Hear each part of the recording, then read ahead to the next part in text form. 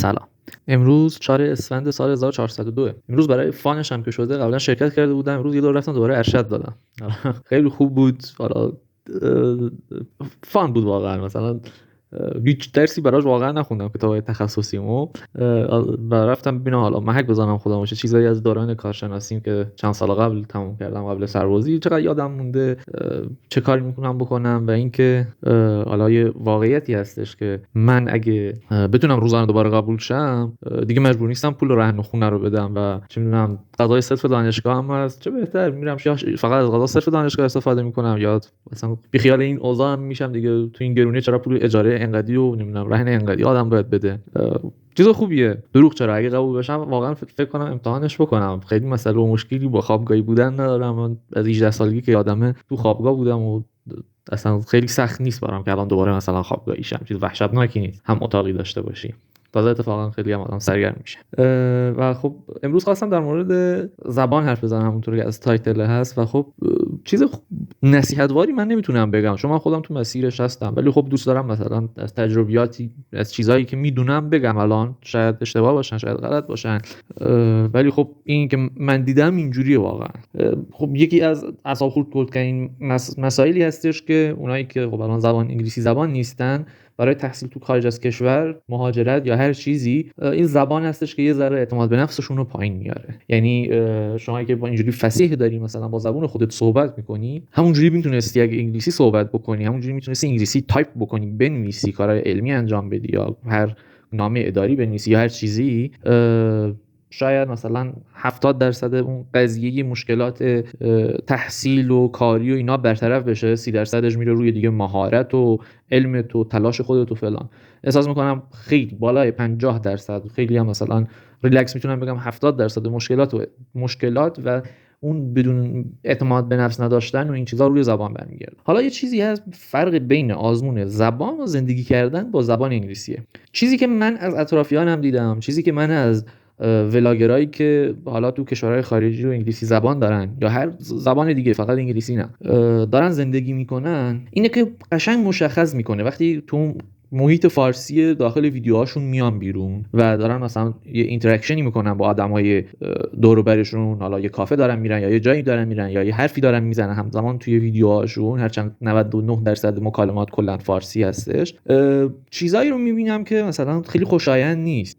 طرف اومده قشنگ توی ویدیوش میگه من آیلتس 8 گرفتم، من آیلتس 7.5 گرفتم، من اینم فقط مثلا 7 و 8 بود، ریدینگ و لسنینگ هم 9 بود. یا طرف میاد میگه من تافل 110 گرفتم، کل حالا سکشن های تافل هم مثلا که دونه دونه 30 نمره هستن، مثلا من 27 و 28 و 29 و حتی مثلا لسنینگ 30 گرفتم، اسپیکینگ مثلا 29 گرفتم، فقط یه ذره مثلا رایتینگ ما مشکل داریم اینا.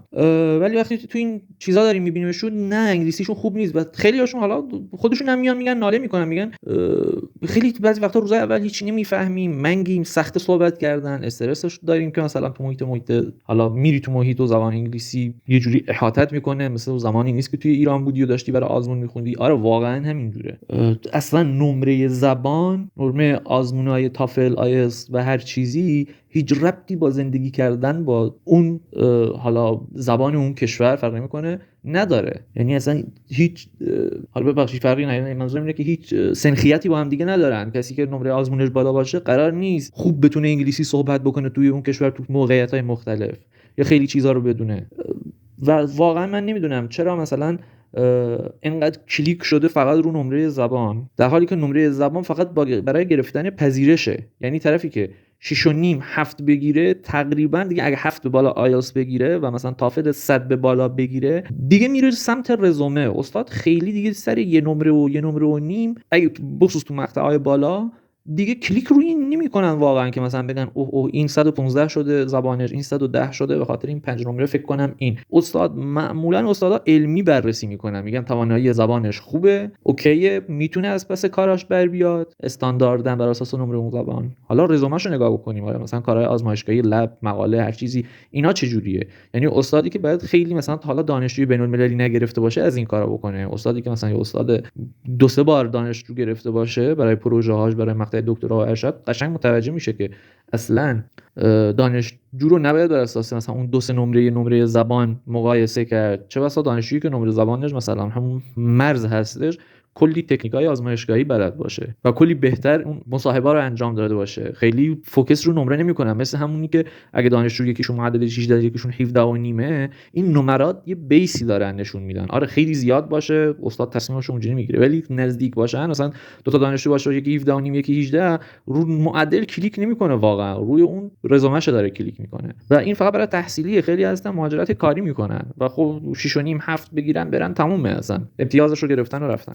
و چیزهای خیلی ساده ای رو مثلا نمیدونم، مثلا کسی که آیلتس چه میدونم 7 و نیم گرفته، تافل 100 گرفته، یهو بری بهش بگی خب فرض کن من آرایشگرم، میخوای بگی موهامو فلان جور مثلا کوتاه کن یا فلان مدل بزن فلان بکن، چی میگی؟ یا مثلا داخل تاکسی هستی میخوای بگی فلان جا پیادم کن، یا بگی مثلا فلان هر سوالی رو مثلا بخواد چه جوری میگی؟ یا انواع مثلا میوه ها، بخصوص مثلا میوه از سبزیجات، ادویه ها، خوراکی ها، مثلا چه میدونم ابزارآلات. و این مورد رو من قشنگ توی ولاگرای ایرانی دیدم، افرادی که تحصیل رفتن، دکترا بود، فوق لیسانس رفته، برای مسترش رفته، آیلتس گذاشته، کارنامه‌اش رو گذاشته، گفته 8 و نیم. بعد توی جایی که میرن اینجوری تو فروشگاه نگاه میکنی، طرف مثلا نگاه سبزیه میکنه، اسم انگلیسی رو بلده بخونه، میگه بعد نمیدونه چیه، بعد اینجوری زغل میزنه به سبزیه. نیم سبزی تو آقایون خیلی مشخص تره، تو خانم‌ها مثلا از قیافه سبزی‌ها شاید مثلا حالا سبزیه رو بعضیا بشناسن، اونایی که یه ذره سنتی تر بودن و کارهای خونه انجام دادن تو خونه، از اون خانم‌ها. آقایون که تو ایران فکر کنم خیلی همون اصلا کار خونه خیلی کم انجام نمیدن، انقدر به این اسما دقت نکردیم. قشنگ اینجوری زل زدن به اون ادویه یا زل زدن به اون سبزیه، نمیدونن چه سبزیه هستش، اینجوری گیر کردن دانش میکنن، بعد این اسم انگلیسیاشو میگن نمیدونم این فلانه. یا مثلا چون یه پیچ گوشتی میخوان، یه پرچی میخوان بگیرن، یه انبردستی میخوان بگیرن، یه نوع آچار میخوان بگیرن، میخی چیزی پیچی مهره‌ای، اصلا نمیدونن اینا چیه وقتی میرن تو فروشگاه و خیلی بده. یا مثلا اصلاحاتی رو نمیدونن که مثلا آقا تو مثلا مریض میشی، میخوای بری پیش دکتر، میخوای بگی کجا درد میکنه، چه جوری درد میکنه. مثلا تو ایران میگی گزگز میکنه، من فلان میکنه، اینجام درد میکنه، زیر اینجام درد میکنه، بی حالم اینجوری، بی حسم اینجوری، این مشکل دارم. نمیدونن بگن. و کسی هم مثلا اینجوری داره باشون صحبت میکنه اصلا متوجه نمیشن، چون اصلا این چیزا توی آزمون زبان نمیان، ولی یه ضرورت خیلی زیادی توی زندگی هست. و فکر کنم این کلیک کردن روی آزمون زبان توی ایران خیلی اشتباهه. به جای اینکه بگن آره آزمون زبان خوندشه، نمره بگیر، هر چقدر بهتر نمره بگیری برات بهتره، ولی اینا رو شما اونجا با اینا گیر میکنی. شما اونجاست که آه نالشون در میاد که میگه تو محیط من متوجه نمیشم، مثلا تو ماهای اول حتی سال اول یکی حرف میزنه چند بار بهش میگم چی شده، چون انتظار دارن این آزمون زبانه همه انگلیسی فصیح صحبت بکنن، هیچ مشکلی توی بقولی تلفظ نداشته باشن، لهجه نداشته باشن. طرف تو ایران فارسی حرف میزنی، هر کسی یه جوری لهجه داره، یکی مال جنوب، یکی مال شمال، یکی مال شرق، یکی مال غرب، وسط ایران همه داریم فارسی حرف میزنیم، ولی یکی لهجه داره، هر کی یه جوری تلفظ میکنه، اون تون صداش یه جوری هستش. و اینا رو اصلا تمرینی نمیکنن، هیچ چیزی کلیک کردن روی لیسنینگ هایی که مثلا توی چه میدونم پادکست های خیلی مشهور، مثلا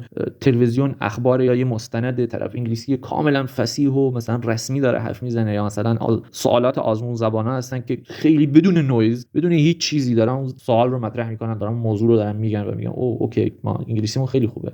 لکن نه، انگلیسی برای وقتی خوبه که پشت لپتاپ یا پشت سیستم نشستی، هندزفری تا بیخ تو گوشته، قشنگ کلمه داره میره تو گوشت با صدای خیلی بلند، بدون هیچ نویزی، بدون هیچ لهجه‌ای. خب مشخصه وقتی میری توی کلاس میشینی که صندلی چندم کلاسی، اون استاد صداش یه ذره بده، اون استاد اصلا یه استاد اصلا ایرانیه، یه استاد شرقی، استاد عربه، استاد هندی، استاد یکی از کشورهای اروپایی که انگلیسی زبان نیستن، لهجهش فرق میکنه، تون صداش فرق میکنه 100%. و این غر زدنهای بعد مهاجرت اینجاست خیلی افتضاح میشه که جوابی براش ندارن و همیشه تو کلیپا داریم میبینیم که آره باید بیای اینجا چند ماه اول گوشت عادت بکنی. نه، لازم نیست بیای اینجا چند ماه اول گوشت عادت بکنه.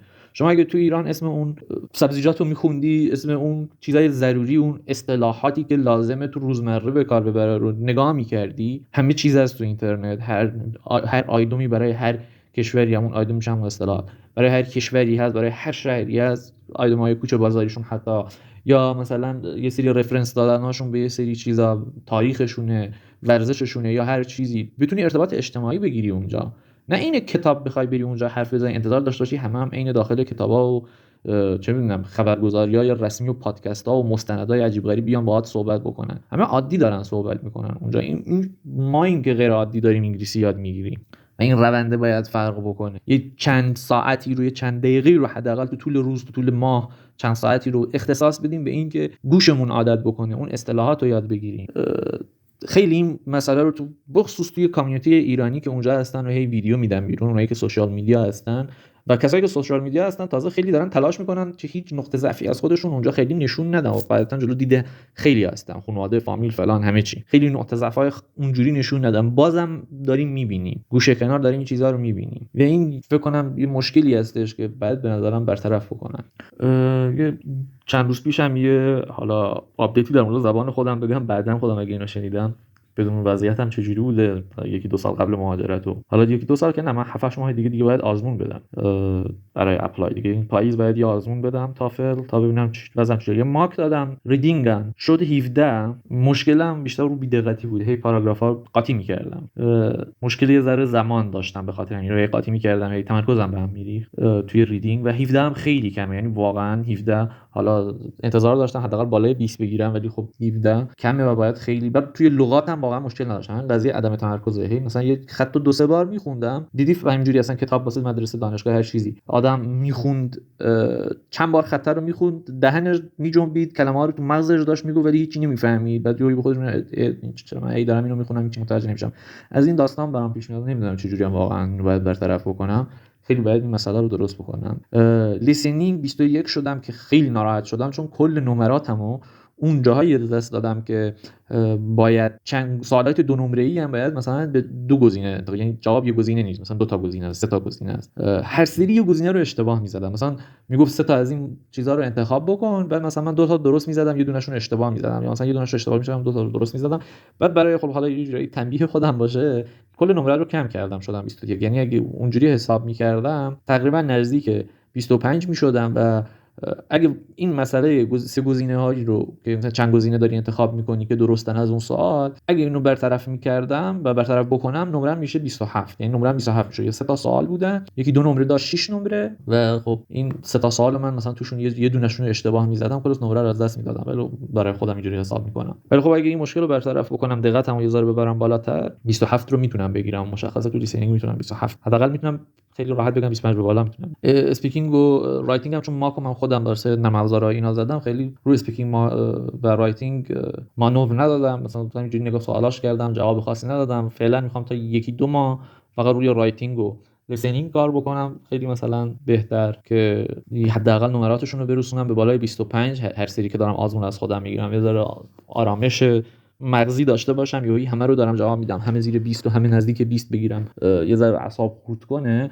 حداقل این دوتا رو مثلا یه جورایی مطمئن شم که دیگه سقف مثلا زیر سقف مثلا نمره 25 نمیام. بعد آروم آروم شروع میکنم روی رایتینگ و اسپیکینگ که فکر نکنم توی اسپیکینگ خیلی مشکل داشته باشم، زود میتونم راه بیفتم. اسپیکینگ خیلی وقت پیش یه سری تمرینات داشت کردم که فکر میکنم یادم مونده، ولی خب توی رایتینگ میدونم نمره‌ای مثلا 15 16 17 میگیرم مثل همین ریدینگ و خب باید خیلی تلاش بکنم توی رایتینگ، نه فقط برای آزمون، کلا برای اینکه اون موقع میری اونجا داری دکترا میخونی، خب خیلی مثلا گرانت نویسی‌ها و گرانیسیا و مثلا پروپوزال نویسی‌ها و برای سمینار و کلاس‌های سمینار و مثلا یه چیزای اینجوری و گزارش نویسی‌ها، مثلا روزانه گزارش باید بنویسی یا هفتگی که مثلا فلان کارا رو توی لب انجام دادی یا پایان‌نامه چقدر رفته جلو، پروژه چقدر رفته جلو و خیلی باید روی این قضیه رایتینگ تمرکز زیادی بکنم که وضعیتم خوب شه. در مورد مقاله هم حالا بعداً الان دیگه خیلی صحبت کردم تو این ویدیو، اصلا دیگه ربطی تو بی ربط میشه اینجوری. در مورد مقاله هم بگم خب یه سری پیشرفت کردم، حالا تقریبا یه مقاله‌ام آماده شد، از داخل پایان نامم کشیدم بیرون، انگلیسیش کردم، حالا چجوری و چی کار کردم اینا رو توی یه ویدیو دیگه اینا رو میگم. روز خوش.